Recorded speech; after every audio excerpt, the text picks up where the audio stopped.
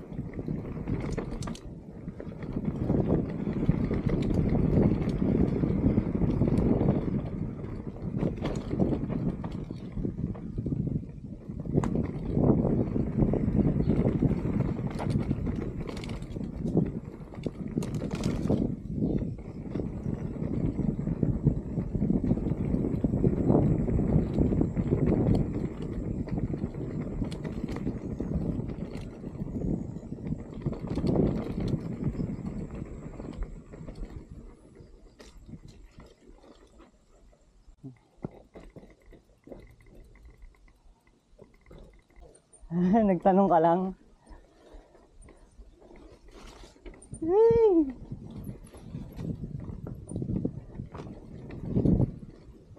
Hey!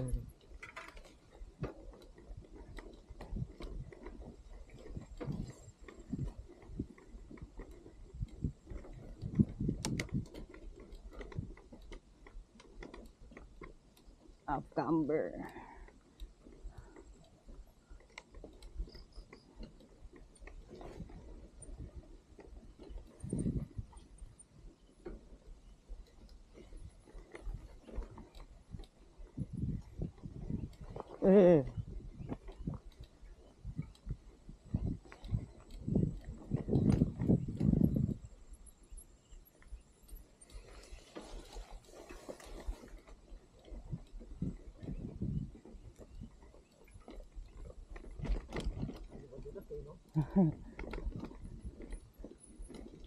Morning.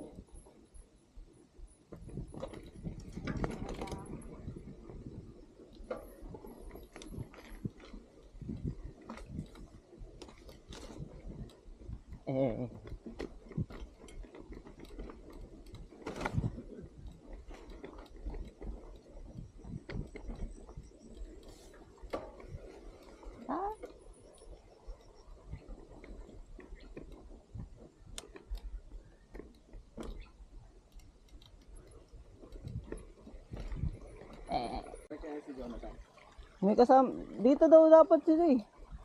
Tumambay lang ako dyan. Hinihintay ko sila.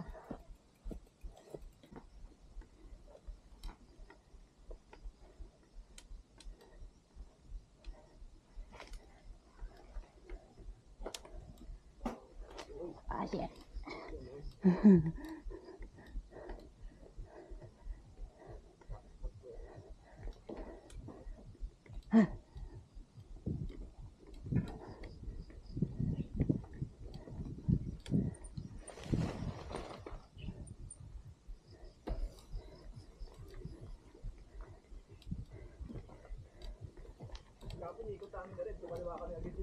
Sa? Awe?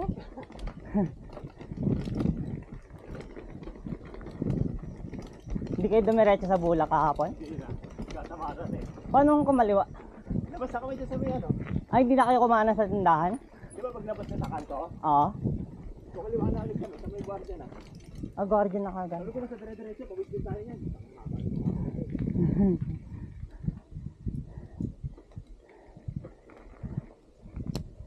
Itong kaliwa na to? Ah.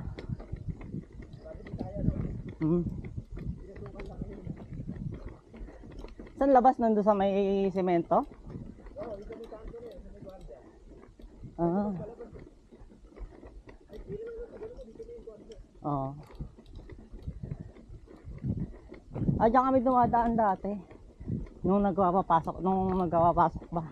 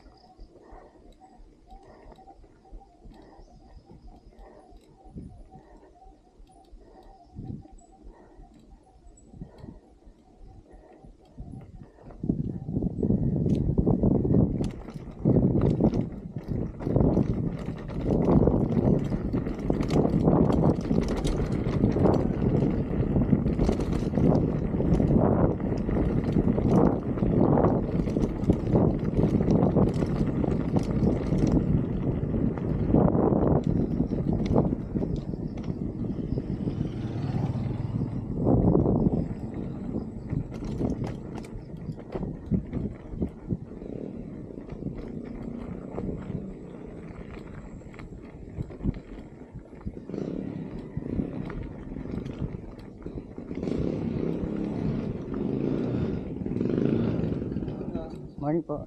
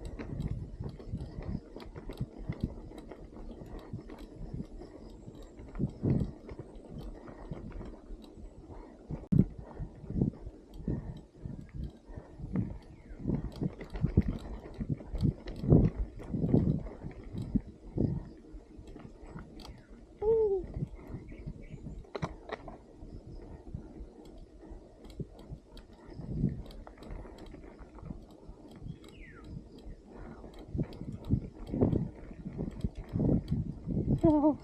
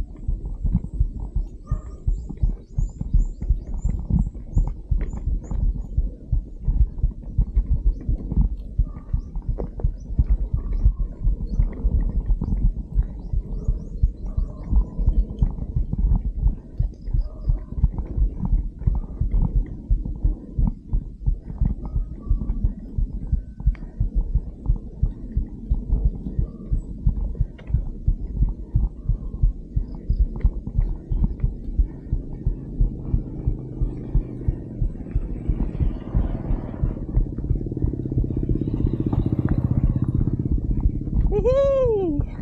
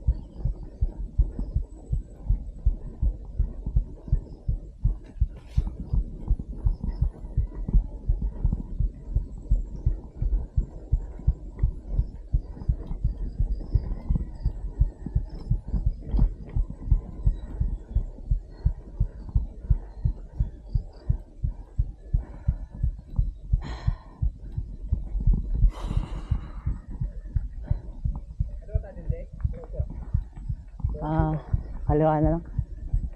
Ano ba yung sa kanan? Ay, yung kawayan? Oo.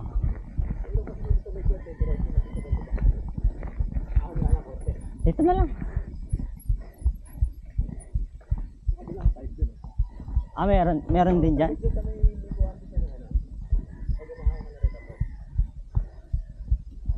Hindi naman naliligaw dyan. Wala. Diretso mo ito, sagot ka na dito bababa ng ano agad. Bulak. Nag-aawat lang kayo pagdating ko. Ayun yung may bahay na yan? Daan ako. Daan ako next time. Ano? Saan yung dinadaanan nyo na may tulay na bakal? Sa kabila yun tol, sa kabila ng bulak yung bago. May bagong tulay? Pag sinara na raw yung ano, Saan yun sa may manggahan? dito lang sa unahan pa yung ano, alam mo kaya rin sitang? Hindi eh. Sa unahan pa nung pinapasukan natin sa bulak. Unahan pa nun?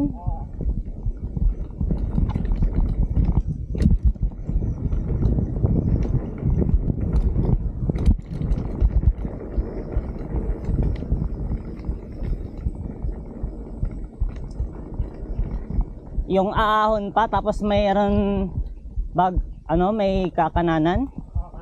May nakasulog doon ano, guided farm. Yung farm road ba yun? Guided farm road, yung katapat na nagtitinda ng isda. Oo. Doon yun? Pasok lang. Tapos hindi na yun naliligawin. Wala na. Ahon lusong lang yan. Susundin lang yung palayan. Konti lang trailer. Konti lang. Dito matiyan. Hindi, ano lang. Pwede na. Iba lang sa mata. Ang labas mo rin, doon din sa may, di ba po nag-ano ka, pag nag-break, tapos pag kumanang ka, kawayan sa Adaplo, Oo. may kaliwaan doon. Oo. Doon din ang labas yung sol sa ano, Sa Recaport? sa dulo. Hindi, pero sa ano, dulo. Sa Bulak. Hindi na alam yung ata kahapon yun eh. Yung sa may Diablo na sagingan? Oo.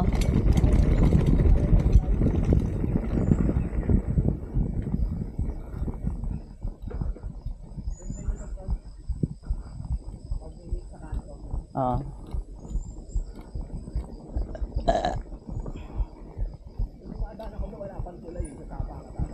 Oo. Saan kaya sila Kuya Jonathan?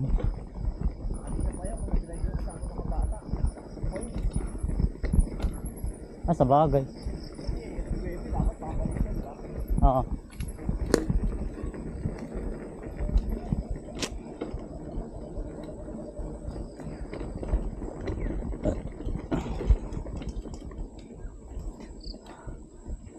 Sana pala lumabas na ako maaga kanina. Alas 4 gising na ako. Nag-alarm pa ako. May naabangan ko tuloy si Bulog. Pag nakatulog ako, sakit sa ulo, pag-iisip ka ng alam.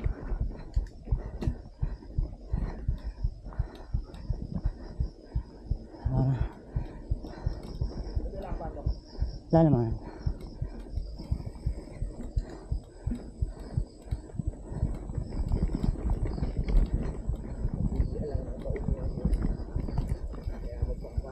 Parang hindi naarawan dito.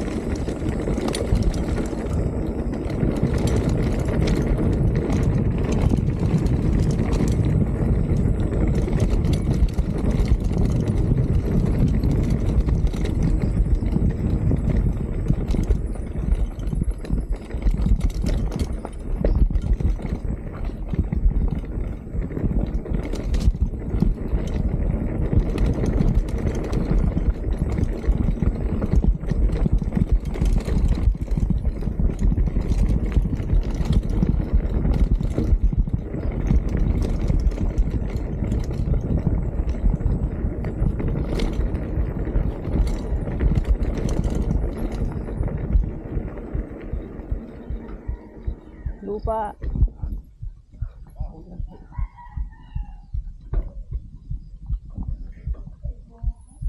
Bakit? Yun.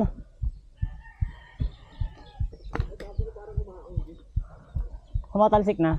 Yung sa damo siguro. Ah. Wala lang doon. Ay, gagi yung lock ng ano, yung lock ng QR mo baka sumabit sa may disc brake ah. Binaba ako kasi sinasabit sa ano, sa mga damo-damo. Ah, Sasabit ba? hindi naman. Wag yung likod naman, wag lang Ay, nakatodo na ba yan? Wag lang harap. Baka kasi pag nasingitan dun sa may lock, Pasok eh. kumalsa dun sa may disc brake. Naalala ko una kong daan dito, tumawid yung kalabaw may lubed. Muntik tumawid si Kuya Marco eh. Marco, Koki ah. okay ah. Nadaanan na? Parang napatid sa lubid. Hindi, yung unahan niyang gulong lumusot. Tapos sumabit, ano, pumasok dun sa may gitna ng gulong yung ano. Mahirap, buti hindi tumakbo yung baka. Hindi naman. Kasi kung tumakbo yung puta kalagkad eh. Binitawan niya nga yung manubela eh. Binitawan niya yung bike eh kung sakaling daw tumbay. Yung kami nila awit, puta takbo siya eh. Nagtutubig yung ano, baka tol. Hindi nga pa. Walang video. Wala eh. Nagkagulatan ko, hindi natin na may baka tol. Saan kayo dumaan nun? Sa ano, next town. Ah, doon mismo sa bricks? Oo. Ano yung pakalan na sa tapa? Hindi pwede kang kumana na gas. Oo. Kung di sila pumasok, si Aweng, Ah, dinikitan yung baka, dumikit sa baka. eh di naman namin alam na may baka to, siguro nagulat. Yung hindi na umamba, diretso habol, tapos suminga pa. Oo. Siguro nung puta, takbo si Aweng to eh. Iniwan niya yung bike niya. Iniwan niya. Kaya ang dami mo na akong bike eh. Kung sumabit yung tali eh.